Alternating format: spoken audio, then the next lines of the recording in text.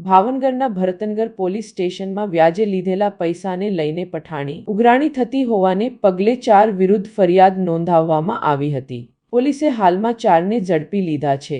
Bharatnagar police સ્ટેશનમાં ફરિયાદી કૃપાલભાઈ ખોડાભાઈ ખસિયાએ એવા મતલબની ફરિયાદ નોંધાવી હતી કે તેને પૈસાની જરૂર હોય ત્યારે વિરમદેવ જોરસંગ મોરી નામના શખ્સ પાસેથી 90,000 જેવી રકમ લીધી હતી।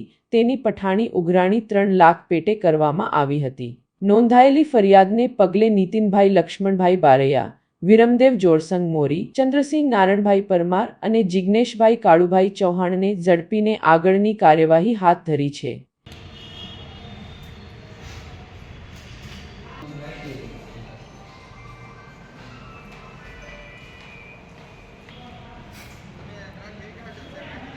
ધ્યાન રાખજો।